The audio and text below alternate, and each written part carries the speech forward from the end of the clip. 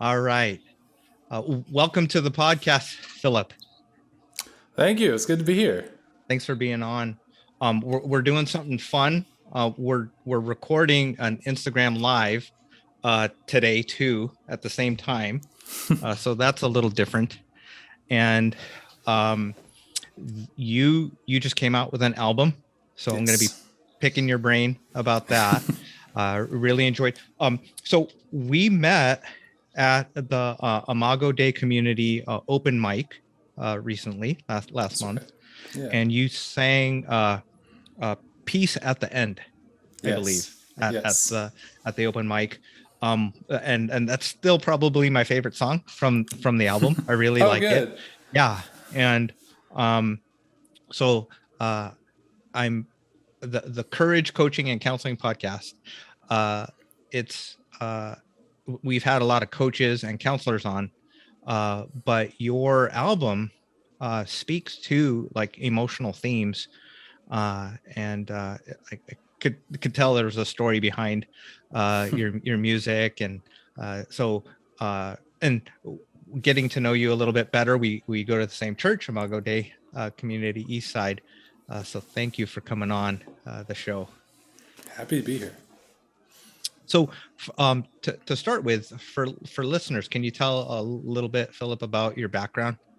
Okay, sure. Yeah. Well, my name's Phillip Stone. I was born in Georgia, the state, not the country. Yeah,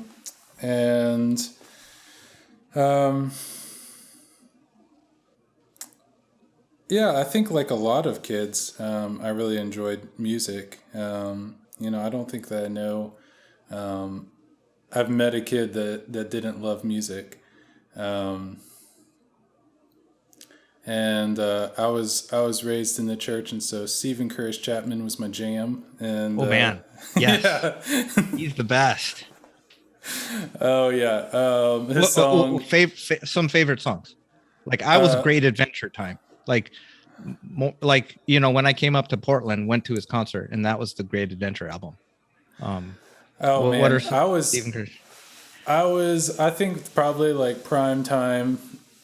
4-year-old Phillip was completely obsessed with the Speechless album, where he has like the turtleneck over his face, and I think Dive was on. Dive right? was my jam. It was like my special song, and whenever it came on the radio or on a CD, I was like, I would just like jump from couch to couch and really love that song. And then yes.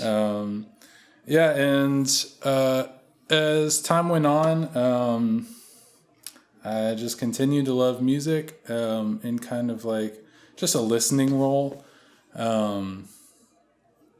And when I got to high school, my mom said, "You need to learn an instrument. I want you to learn an instrument, so pick an instrument and I'll give you pay for lessons."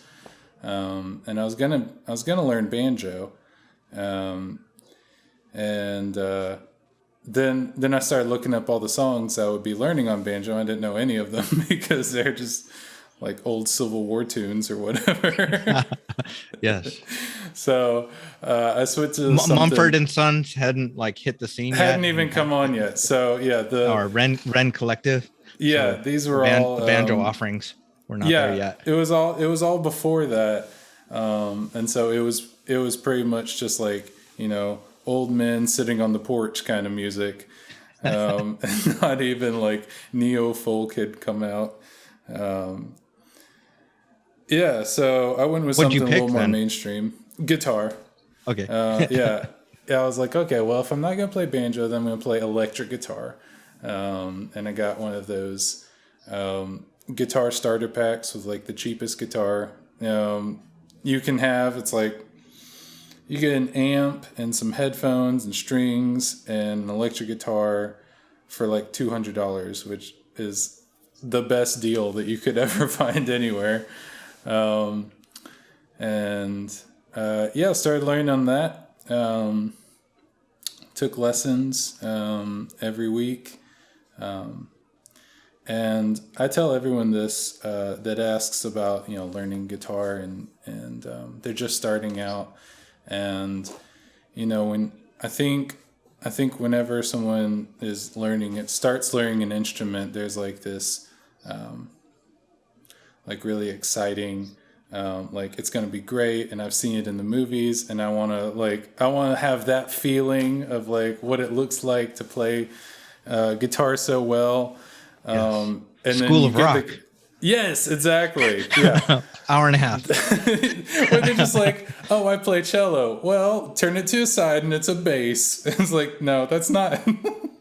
That's not how that. It's not that easy.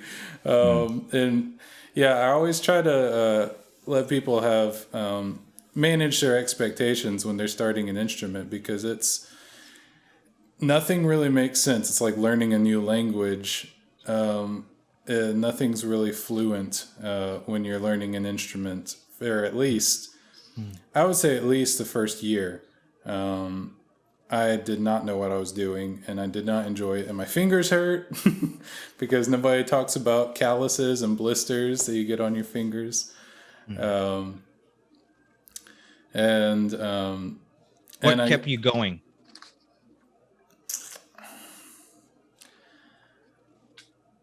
In the first year, that's a good question. I would say probably the fact that my mom was paying for lessons is what kept me going. Because there was a point at about the 8th month mark that I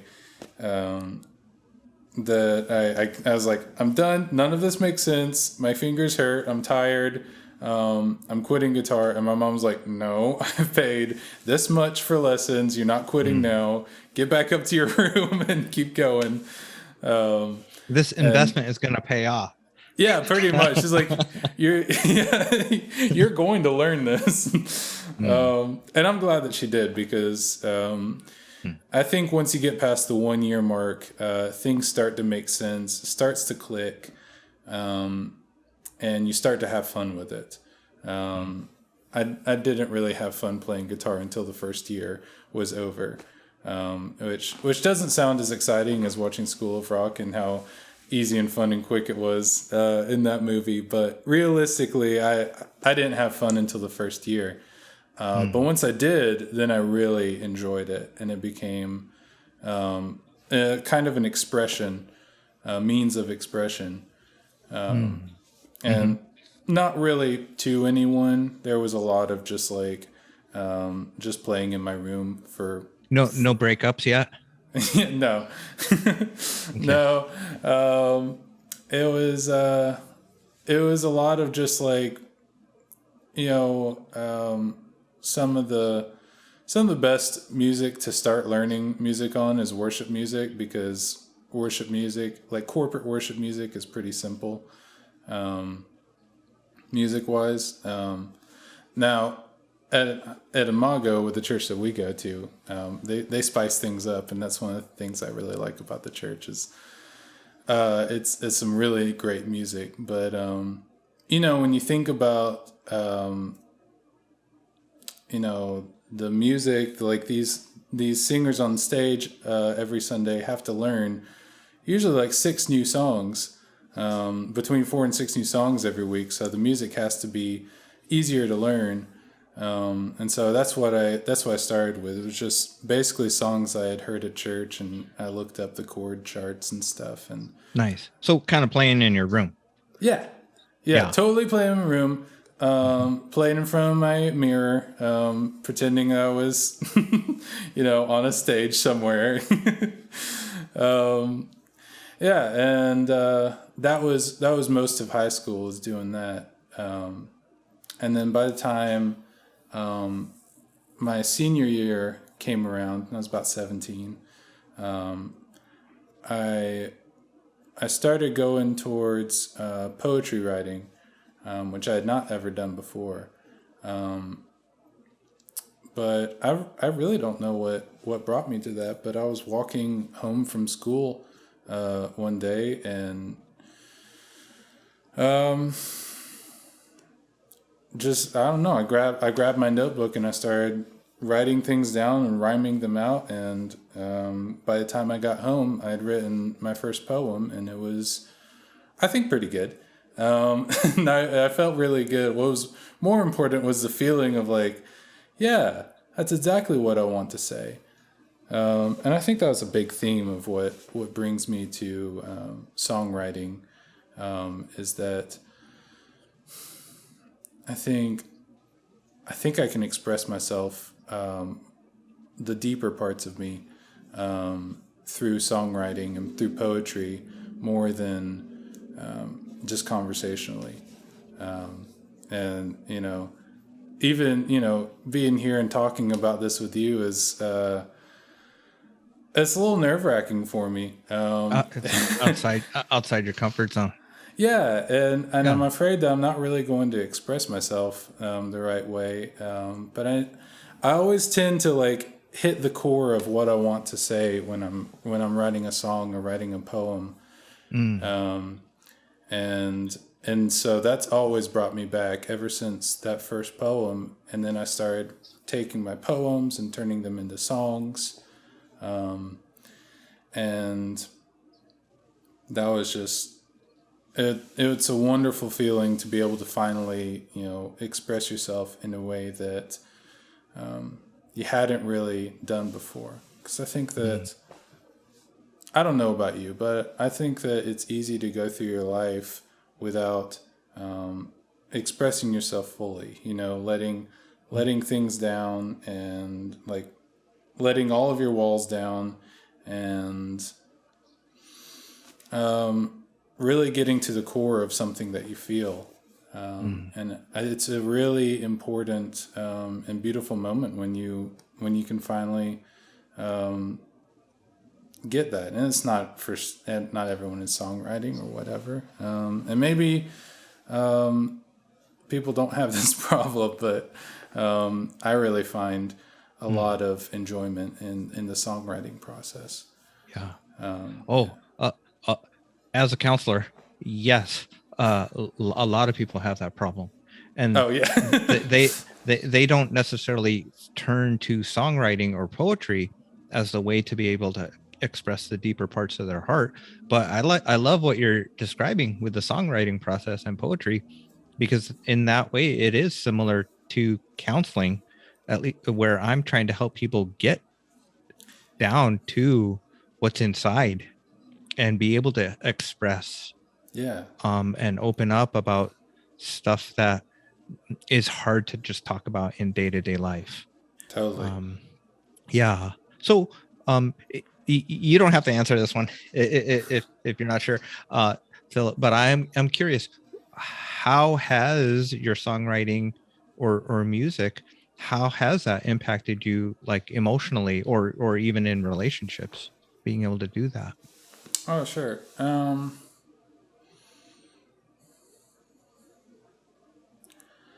Well, I've been in a lot of, situations, relationships, whether, friendships that aren't good, or, we say relationships. And I think that my mind first goes to romantic relationships, but platonic, even like parental situations where I can't express myself, like it's not allowed within the system. I grew up in a very sheltered home, and I wasn't allowed to have friends, which was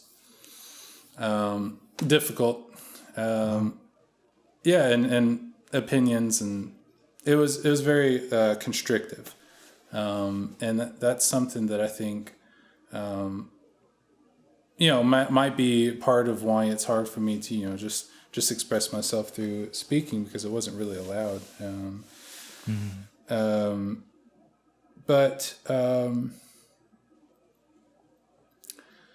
Yeah, I think that poetry and songwriting, there's enough of like, how do I say this? within there you can like put in secret messages and meanings and symbolism. And a lot of my first songs were just, and still now, are, writing about daily struggles, writing about my life through the look of something else. And that's what, now that I've had over a decade of songwriting experience, that's where I found myself with my voice, is I like to create worlds. I like to create stories and situations that I've never found myself in. But use that as symbols for what's going on actually in my life. And I can find that I can really express and process what I'm going through in my life in that moment a lot better if I can tell it through a story. Like folktales. Yes. Yeah. I was, it reminds me what you're describing. I was listening to an interview with Brie Larson Mike Birbiglia. She was talking about like Captain Marvel. Oh yeah. Captain Marvel. Excuse me, Marvel fans. One of those captains. Yes. Captain Marvel. But how the roles that she has portrayed, like in the movie Room, and that it's not her, but after the movie, she decided like, well, how about I like hold on to that quality, confidence of being strong and heroic, and that's neat. And it's neat. It sometimes with writing, it's a way of trying out something, like expressing or finding words. And I think like people find their voice through art and creative things, even though it's like, oh, it's fiction or it's a song about somebody or something else that I've never been through. But then like it unifies the experience. Actually, it is an expression of something really true about who you are. But you've been doing this a while. You've been doing this for 10 years. Yes. Yeah. So can you say a little bit, Philip, about like how you ended up out here in Portland? Oh, totally. Yeah. Yeah. So I left off still in Georgia in high school. Yeah. Then I went to college. Just a smaller college in a mountain town in Georgia, and really enjoyed it there. I got a business degree, and met my wife there, Taylor. And we got married my junior year, I think, 2015, end of my junior year. And yeah, so through my senior year, college and marriage and new house and all that at the same time was a lot to go through, a lot of new things. And then I graduated, and, I think that, that God can really help a transition, in ways that only He can. There was, we were praying about what to do next. We'd both grown up in Georgia, but we didn't really feel, super at home in Georgia. Just like, I don't know. Have you ever been to Georgia? No, not Georgia. I went, right next door in New Orleans, Louisiana once, but, it's, I would love to, I would love to go. It's okay. It's okay. We just didn't really fit in there, even though we grew up there. We were praying about what to do. I was graduating, so it was like, do we double down on staying in Georgia, or do we go somewhere else? and we're praying about it, and we felt a lot of peace about Portland. It was somewhere that I had never been before. My wife had been there for about a week, and I don't know. It was just an overwhelming sense of peace that we didn't feel about anything else. And so at that point, a lot of loose ends got tied up and made it really easy for us to pack up and go. And so yeah, we loaded as much as we could into our Toyota Tacoma with a little trailer in the back. And I mean, you get really unsentimental when you have to pack everything that you're going to own into a trailer. We had had to throw away or give away most of our stuff, and we drove out here. How old were you guys at that point? Let's see, 21. Yeah, I was 21. My wife's 22. Mm-hmm. Yeah.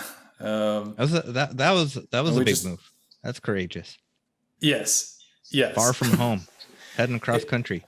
Yeah, we didn't have any family here, any real connections. We had one friend, and she connected us to a church that had a house that was kind of like a mission house kind of thing that they weren't doing anything with, and so we moved into that sight unseen, and yeah, it was a great thing. It was a great move. We were so happy here, but in terms of courage and blind faith, that was definitely a big moment for us, because there was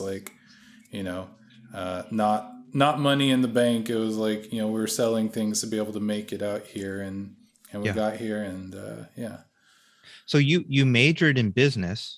When you moved out here, was a career in music and making music, was that the dream or the goal at that time? In a way, I've always had a lot of startup ideas. I think that I just really enjoy entrepreneurship. I started out with my business degree because I took an aptitude test that told me I should be in human resources. And then I took an internship in human resources, and it was not for me. Good to find out early. Yes. What's not for you. Yeah. Absolutely. Yeah. And so I was currently making a lot of furniture for my own apartment room. And cool. There was a lot of furniture that I found online that I really wanted, but I couldn't afford it. So I thought, maybe I could do this. How hard could woodworking be? Turns out hard. You're self-taught? Yeah. Your dad didn't teach you? No, my dad's an accountant. He doesn't know. Yeah. He can help you with your business taxes. Right. Yeah, exactly. Okay. Wow, you learned it on your own. Yeah, it was a lot of just figuring stuff out and using tools in creative ways, and I furnished my apartment, and I really enjoyed the feeling of building something. This wasn't here before, and now I'm putting, it's a dresser, and I'm putting my clothes in it. And so I continued that, and so by the time I graduated, then I really enjoyed woodworking, and so I'd started this Etsy business, and so I brought that with me when we came out here. It was far from full time, so that was a very long answer to say I wanted to be a woodworker / musician when we moved out here, and I got in an internship at a recording studio. Oh, cool! Yeah. When I got there, it turned out it was more of a scam than anything. Yeah. Cool, then not cool. Yeah. Oh man, sorry. Yeah. Yeah, they were going under as I was coming into it. and they're like, yeah, I know that we said we'd pay you, but we can't. And so that didn't turn out. That's okay. Yeah, and so I continued that. With that, are you generally a positive person, or do you struggle with like negativity or introspection or discouragement, like when hard things happen to you? That's a difficult question, because I have, like everyone, I have my own days. I don't know. I think I'm generally a positive person. I think as life goes on, I'm tending towards more of the introspection, I guess, and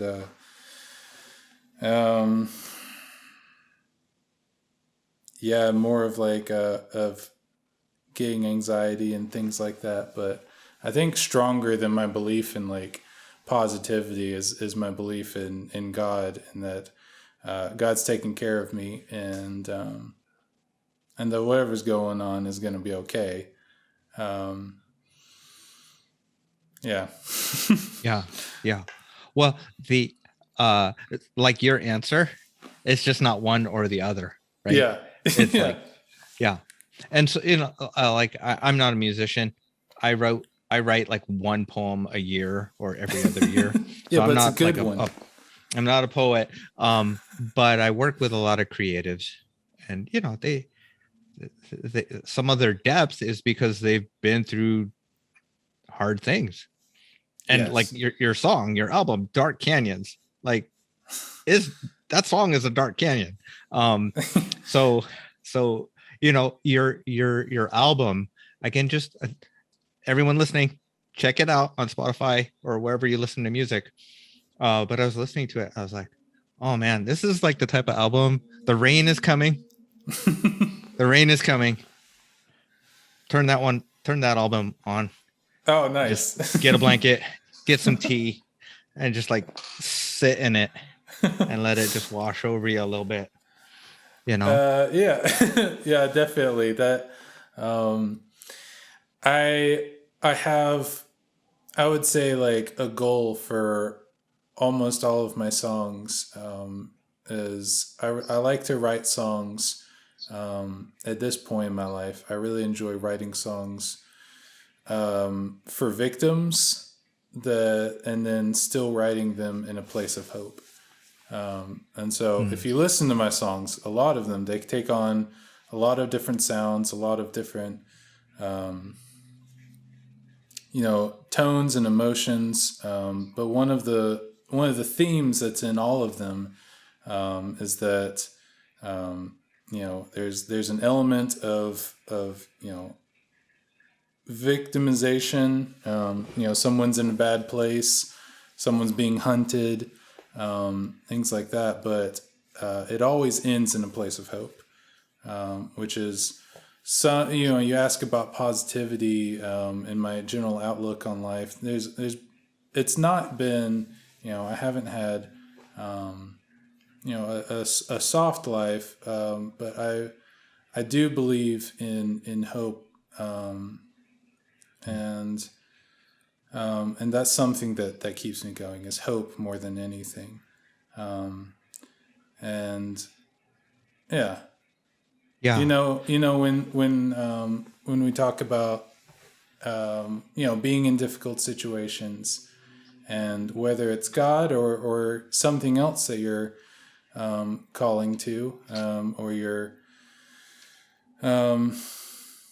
leaning on, hoping in, those times of desperation are real. And they're real, they're difficult, and sometimes life-threatening. And I don't want to write songs that minimize that. And so I do try to go, when that's something that I'm writing about, I try to go to a darker place, and then try to end it in a place where it's heading towards light, if that makes sense. Yeah. There's definitely like reality in your songs. Like you're not slapping on like the hope and the faith and like the religious band-aid on it. I wrote down a couple lyrics.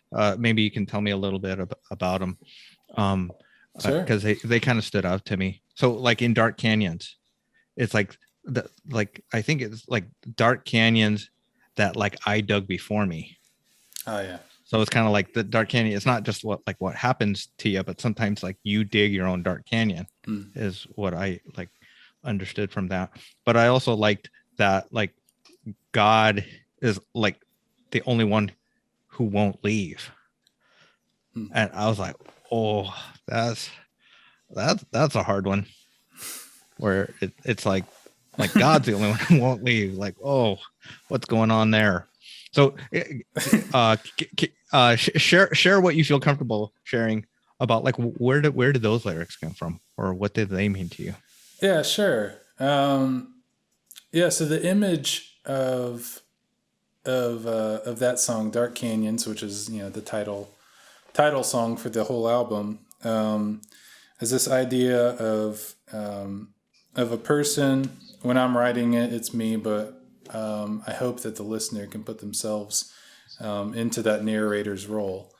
But being on, if you imagine a canyon, there's one ledge and then an abyss, an uncrossable abyss, and then there's another side, and that's how I felt with a lot of relationships in my life. Is there's this separation of that's been created by hurt, and it seems incrossable, and so in the first and second verse of the song is the dark canyons that lay between us. If I filled it with my grief, would you acknowledge the ways you hurt me? Would you walk on it to get to me? And so I had this image of this deep canyon that's inseparable. And if I could spill out all of the grief that I was feeling, would that make a walkway for the other person to come back over and we could be together? But it only works if you acknowledge the grief.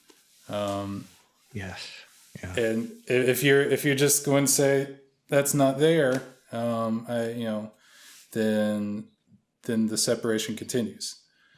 And that's a feeling that I've had in those relationships. And so by the second verse, like I said, I like to start in a dark place and try to get out of it by the end of the song. I've been in that same situation with God, where I'm on one side and God's on the other, and I'm the one who dug this inseparable chasm between us, and there's nothing that I can fill it in, and then the image is that God would fill it in with his own sacrifice, with his own blood, and he would be able to cross over it to come to me, even though I'm the one that hurt him.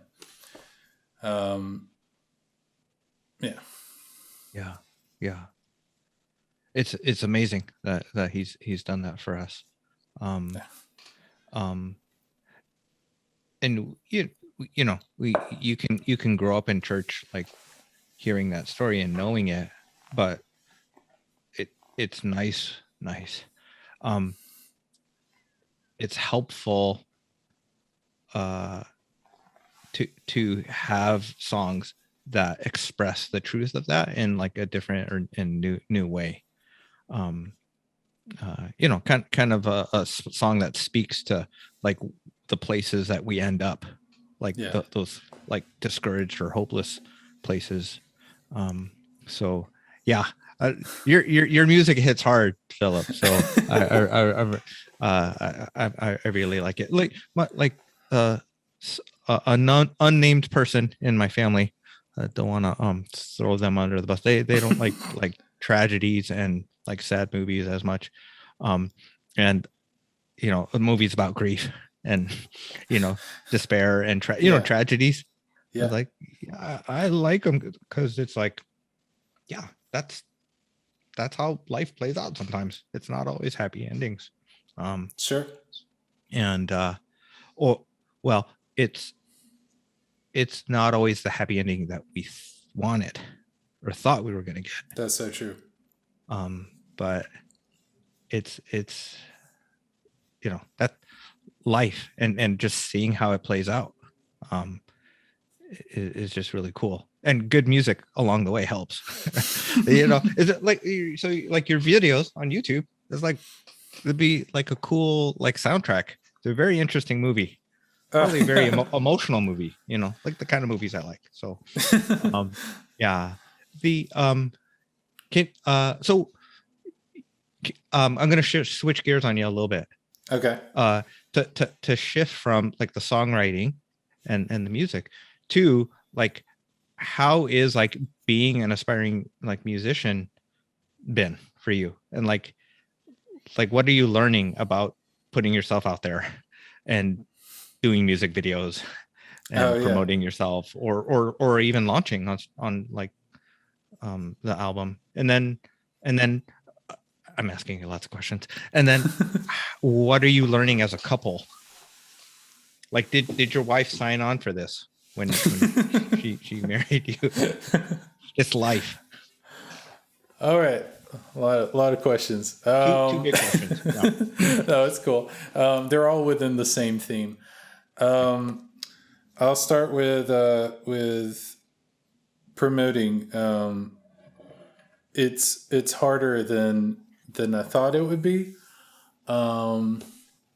It's not like insanely harder than I thought it would be, but there's a lot of work that goes into basically just a lot of things just for the simple narrow down focus of, will you listen to my song?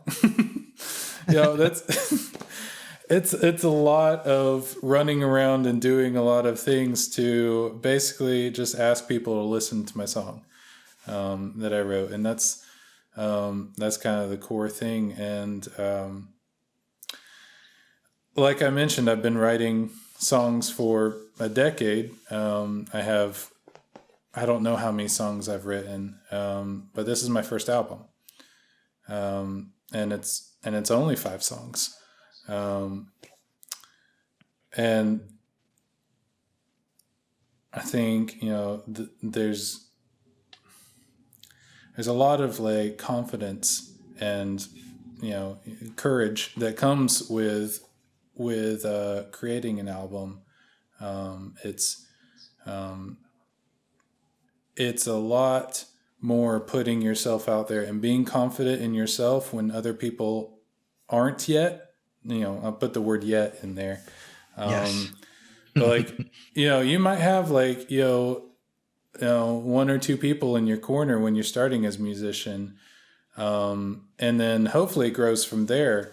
But it's a lot of self-motivation and, it's a lot of self-promotion when you're I've asked myself, like, I'm doing so much work and asking people to be a part of this. Am I really worth this?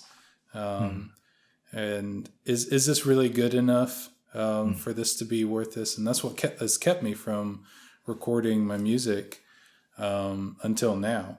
So a lot like self-doubt held you back. It's kind of those more questions. than anything. Okay. In order of things that have held me back, it's self-doubt and then money. Because an album is very expensive. But I mean, it's a big thing to ask even the first stages before you even have the album. I think the biggest step for me was calling up a studio and describing my music and asking them if I could, record in the studio, and then finding musicians for it. And, a big thing in, I think, a lot of creative fields is that imposter syndrome. They needed to believe in you. Like, you needed to find people to give you a chance. Yeah. And it was just so nerve wracking to send them just like a demo of the song, of just like me and with my guitar, playing these songs. And, I believe in the songs. I think that they're good songs. I wouldn't be going through all this if I didn't think so. But it's a really scary moment to be like, I really think that this is good music. Do you? Do you, professional musicians? Please, like me. Yes. And it's just like, it's just terrifying of like, if they're like, no, this sucks. Like, oh, okay, this was my best work yet. And that would be so terrifying. Like, I've distilled it down. These are my best offerings. Yeah. This is my best work so far.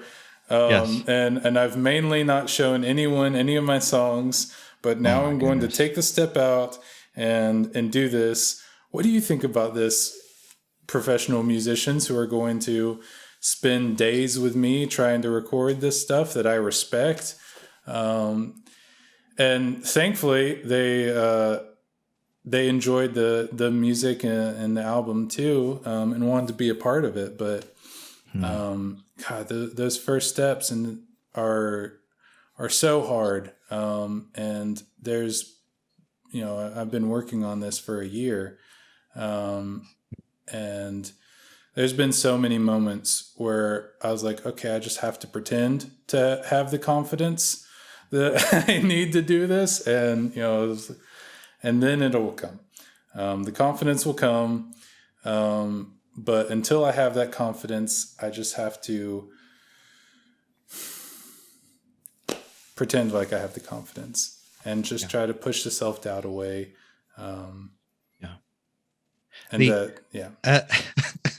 Oh man, like, I can feel the anxiety just the way you described that. Because sometimes, like, I talk to a lot of people about imposter syndrome, and wrestle with that myself, doing this podcast. But like, usually the way I conceptualize it is that imposter syndrome is the whole thing of like, no, you actually have skills and ability, but you're worried that someone will think you're an imposter. But what you're describing, Phillip, is that you are actually faking it and an imposter. You are actually not that confident as you're coming across. And but you just have to do it sometimes. Sometimes you we have just to fake it till you make it. Yeah, and like, you shouldn't like build a career off of faking it, or like, having not having skills, and that's an important part of that was the 9 years of songwriting that I took leading up to the place where I felt like I was confident enough that I could make the jump to where I needed to be. And it's not a matter of skill. I think I have the skill. I like my songs. Anyone who I play my songs to likes the songs, and so I just need to gather up all of my courage and try to make this album, and invest in it, invest the time and the money and the vulnerability and the effort, and give it a shot. And give it a shot. You did it. You've been doing this for a year. It is out there in the wild. That's awesome, man. Same thing, I had this podcast idea like 8-9 years ago. And then I finally did it this spring. But for me, it's been like watching and being a fan, because mainly this podcast is not about me. This is about people that I interview and how Sure. brave they are, and Talk about how brave you are. Come on. I'm brave. Around. I'm brave enough to ask brave people to be my friend.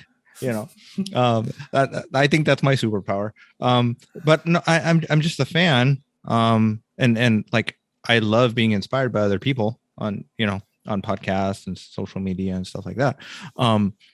And so after a while, when you hang out with people who are doing it, like after a while, you're like, oh, maybe I could do that. and then you it's that thing of like knock on the door. Hey, can I come in? Yeah. To like, well, I'm not going to wait till I'm invited. I'm just going to like kind of slip in. Right. And then just kind of do what you guys do. And then maybe I'll get to talk to you. And we just hit record and it becomes content. It becomes something, Yeah. And, but I'm not a music. I don't write songs. Oh, my kids write songs, and write poetry.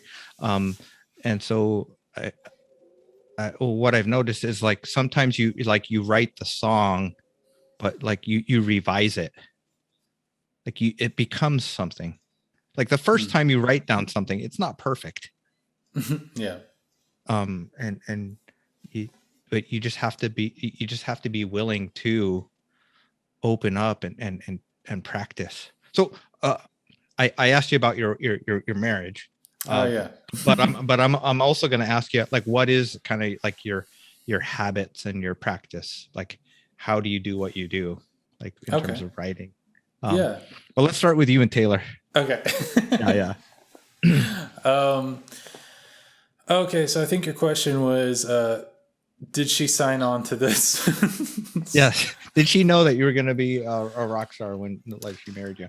Well, I'm not a rock star. And I'm not sure I ever will be. Yet. In terms of when she met me, did she know that I had aspirations to be a musician? Yes. Okay. I had been writing music for a few years, and again, privately. And I wasn't, playing it anywhere.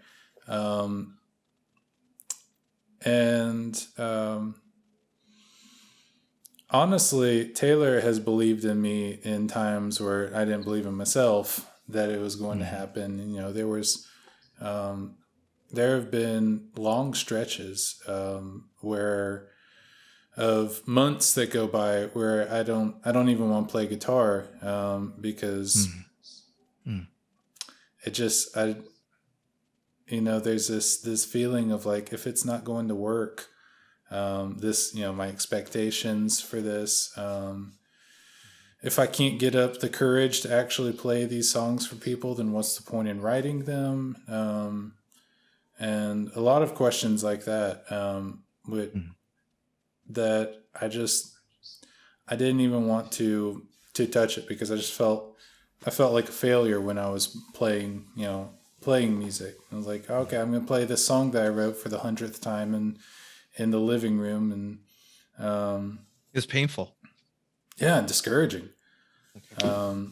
And Taylor's been the one that has kept me going, in a lot of things that I do. And I'm not sure if I would be doing them without her. She's a huge support. And she has a much better memory than I do.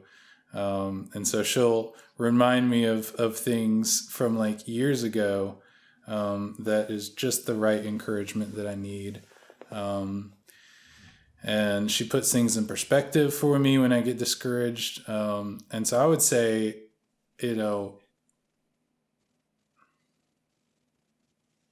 she's as much of a part of it as I am. And she's not involved in the music side, but she's just a huge support, that I can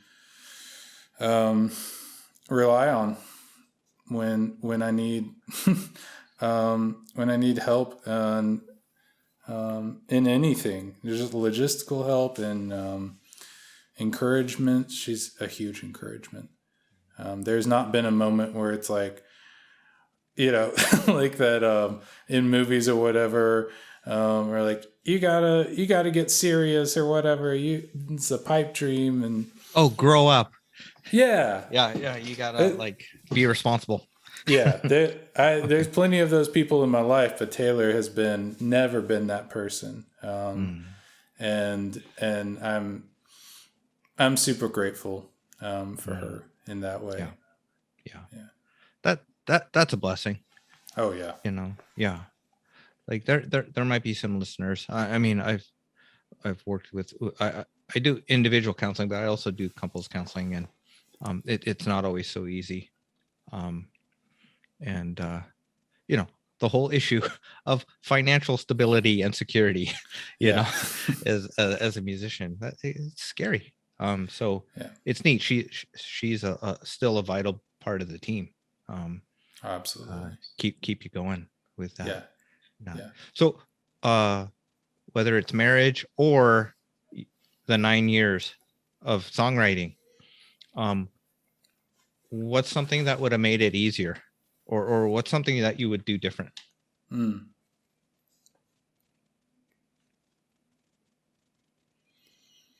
I wish that, I wish that I could go back and let myself know to be patient, because it was, it's easy to look back and look at the benefits of the many years of writing songs, and basically just honing the craft, and understanding my own voice, my own songwriting voice, and the types of songs that I'm writing. I think after writing like 100 songs, I understand my like we're going to talk about my process, which is a huge help. And then who I am as a songwriter, and that's just something you can't rush. And that's frustrating if you're in the beginning of the process. But it's not something that I was particularly happy about, being patient during this. I wanted to be where I'm at now 7 years ago. And I wasn't ready for it then. But I felt like I was. Right. Yes. The stuff that's clear only in hindsight. Exactly. When we're young. Boy, I resonate with that. Like, as a counselor, like things are so much easier when you know what you're doing. And I still, feel like a beginner, but sometimes it's nice to feel solid with stuff and not just completely lost. And but you have to go through what you have to go through. Yes. To become who you God wants you to be. There's a there reason shortcuts for it. Yeah. So talk a little like nuts and bolts then. Okay. Share whatever you like. Okay. Like I don't want to nerd out too much. I want to let you share whatever you want to share, but seriously, I could like hold on to you for a couple hours, because I nerd out about habits and rhythm and routine and stuff like that. So take it away, Philip. Like give us a little behind the scenes, like how do you do what you do? Oh yeah. So a big part of the songs that I'm writing now in my life, I'm inspired a lot by folklore, folk tales, and when people say folklore, can you give a description tales, of you think about like those things? Yeah, it's a lot more of a broad statement, or a broad thing than I think that the connotation of the word actually is. Folklore is the customs of a people that's passed down, and folk tales is part of folklore, and it's the stories that any culture tells to each other to help express truths about the society that they're in. So our society has folktales. There's folklore. Memes are folklore, technically. Okay. And there's things like that, because I think that people think like, oh, just like a woodland people in the 1800s had folklore, and we've moved on past that. Any culture that is a culture has folktales and has these customs and culture and truths to it, and the spreading of that through stories is part of spreading that information. Wow.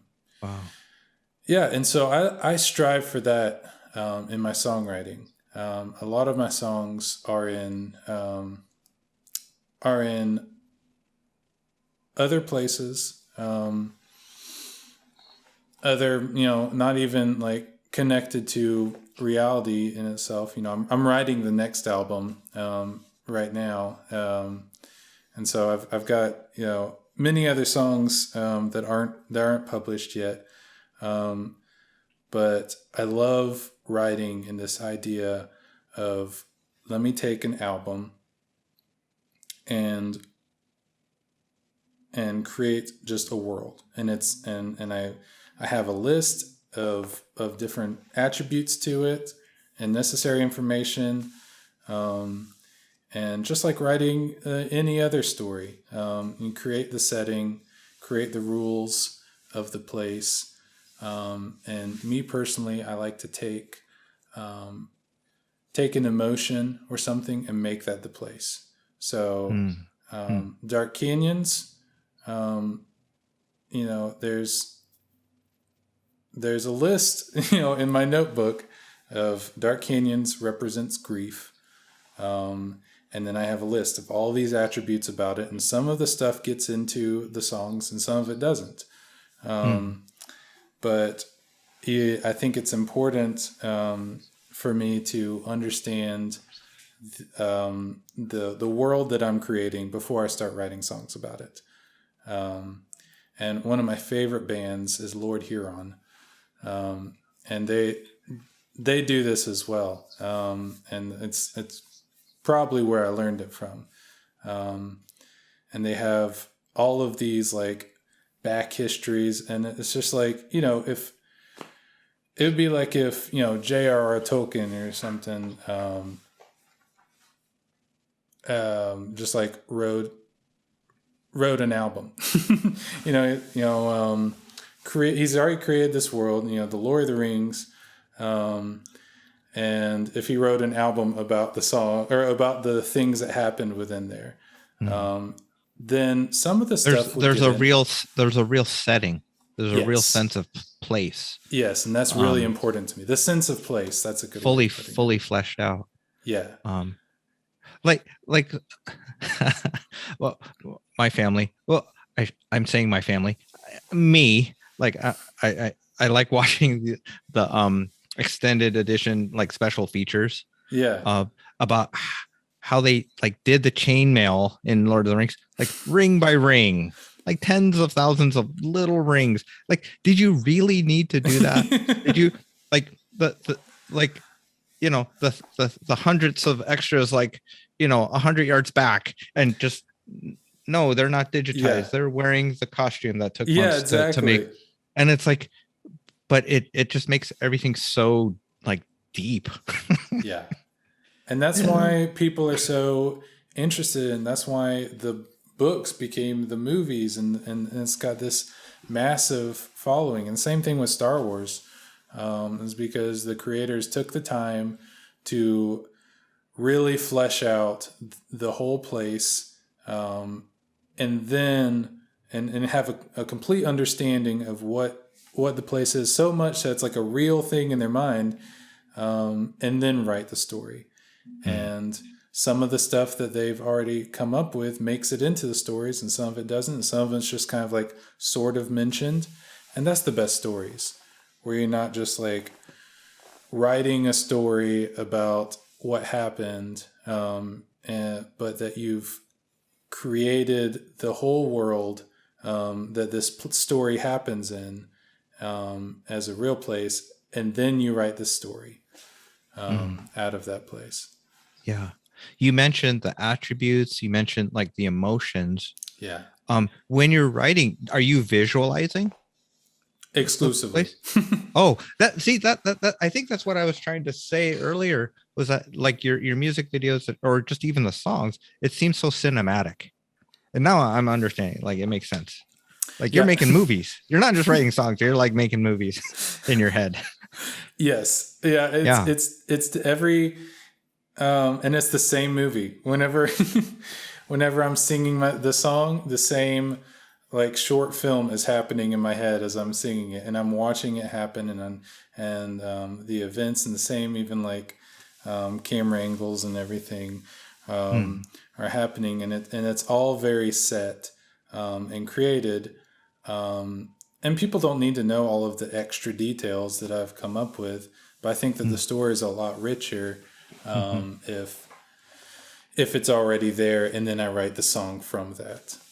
Yeah. People are endlessly fascinating to me. But when you can sense like that, something else is going on, that's when you get curious. Yeah. Like, this is interesting. I want to understand like what is going on with this dude. I don't want to like force you to like reveal spoilers. So pass on this if you don't want to answer it. But who are you in the character then? Like in this story then? It's a bit of playing a lot of roles. Each song has a core emotion that I'm trying to express, and it's specific. And there's usually a line in there that I think really hits, the core emotion the most of each song. So my first song on the album is called Thirst. And it's by this character that is, he's out of water. He's lost in the desert. He's been out there for days. One of the lines is, "My shoes are worn off my feet." And so a bad situation. And the pre-chorus in there is, "I don't want to be remembered this way, dried up on the clay. I need someone to get me out of this place, to escape my desert grave." And I think more than any of the other lines, that really hits what I was trying to express in that song, of that emotion of, I don't want to die, not like literally, but I need to escape. I don't want to be remembered like this, but I can't do it myself. I'm out of options, and I need help. Which is a place that I think a lot of people are getting to this year. And that's the joy of counseling. Yeah. Especially this year. But it's not just a metaphor. As you describe that, I'm remembering a friend who I trained with at the gym here in town, who literally passed away in a desert. Oh, wow. Down south, motorcycle pulled over to the side of the road, and we don't know what happened to him. Wow. But he was out there, and that happened to him. So, don't know what was going on in his heart and his spirit. But absolutely, people get to those places. Yeah. The you've got another album in the works. Yeah. What do you do well? Like, what are your strengths as a musician, songwriter, and what are the areas of like that you need to grow, or you ask people for help? Oh yeah. I really like the songwriting process. I think that's probably the most enjoyable part of it. And just to take a little bit of time, because I got off track. My Oh yeah, my absolutely.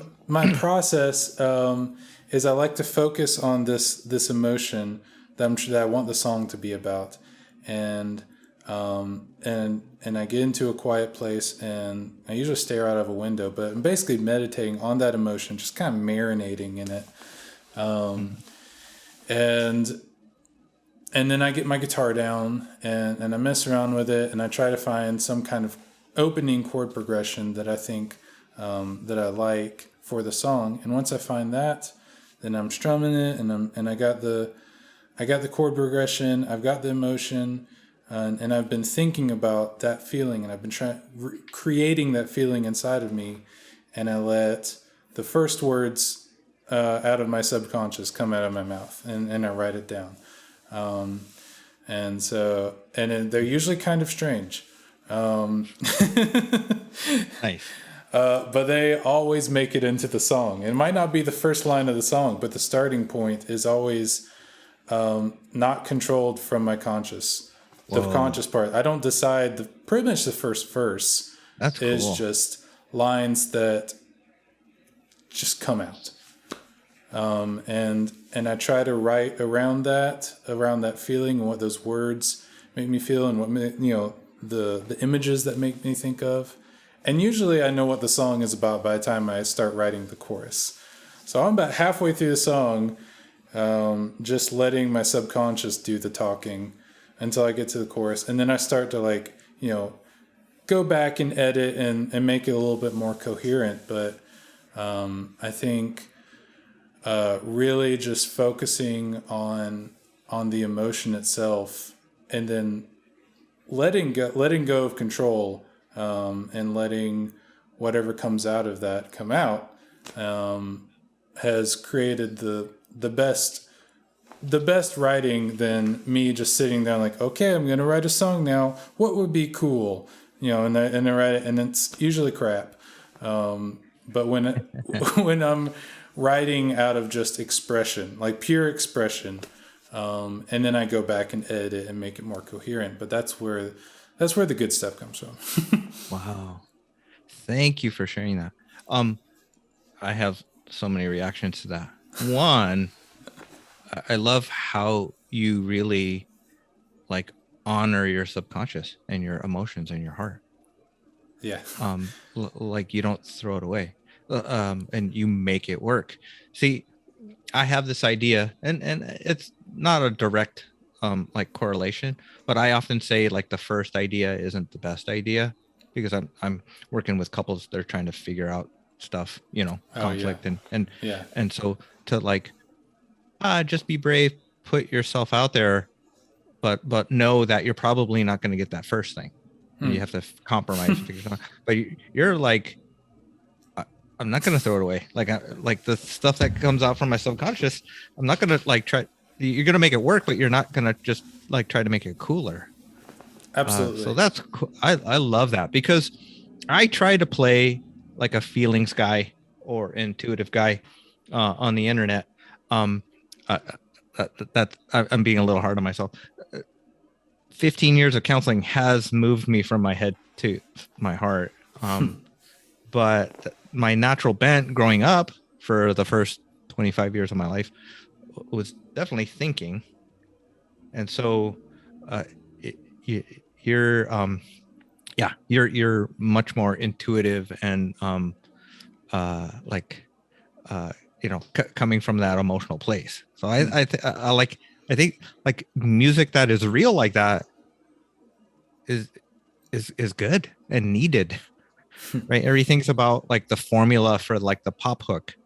I think there's a thing where you can predict the beats per minute and the certain chord progressions or millennial whoop or whatever, and that's gonna make it a pop hit or whatever. But being genuine, people are longing for that, not just with their music, but with relationships and with people. So that's good stuff.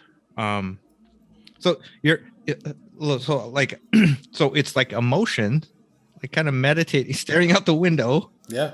and then kind of putting some music to it, and then the lyrics come. Yeah. That's cool. I've been watching this freestyle rapper. That's like my latest YouTube obsession, and it's amazing how he like comes up with the lines, like the rhymes and the bars, but it's like so much more impressive when it actually like has a coherent like structure to the song. Yeah. You know, it's not just the mental exercise of making words rhyme. So I'm endlessly fascinated. You know, I'm around musicians and creatives enough to like be impressed, like very impressed, even though I don't know anything about it. Yeah. So this is fun talking to you about your process. This is fun. When you're writing, so what do you do with writer's block, or when you get stuck and discouraged? You know, when you have writer's block, there's nothing that, you know, forcing it isn't going to help. And everyone gets it. I find that relaxing, and I get a lot of life out of going into nature. A lot of my songs, you know, take place outdoors, and that's a really like a refill for me. And it's so usually if I have writer's block and it's important that I don't have writer's block, then I'll go camping. Okay. Yeah. That you can control. That I can control. And oh man, it regenerates so quickly once I can just forget about writing songs, forget about writing poetry or anything like that, and just enjoy being outside. And that refills me more than anything. Yeah. So camping helps. Do you notice like a rhythm of like certain times of the week or month or year that you are more creative? I would say time of the day. I do my best writing when at like midnight. Okay. Yeah. There's like a place where I'm tired enough that I can keep my eyes open, but I'm also tired enough that I kind of drift into a dream state. And you know, I think that my imagination is more like, or is less inhibited like that when I'm more tired. And that's always been my best place to write in. When it's like midnight and the lights are off and it's quiet, and I'm a little sleepy, that's when some really good stuff happens.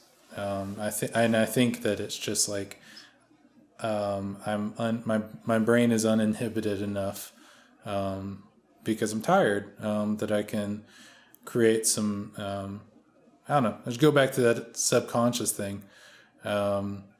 You know, I'm not like super Freudian or anything, but when I let my guard down is when some really good stuff comes out. Nice. Yeah. So that sounds like a good bit of advice or something to try for our listeners who are like experimenting with poetry or songwriting. Yeah. To give that a try. Absolutely.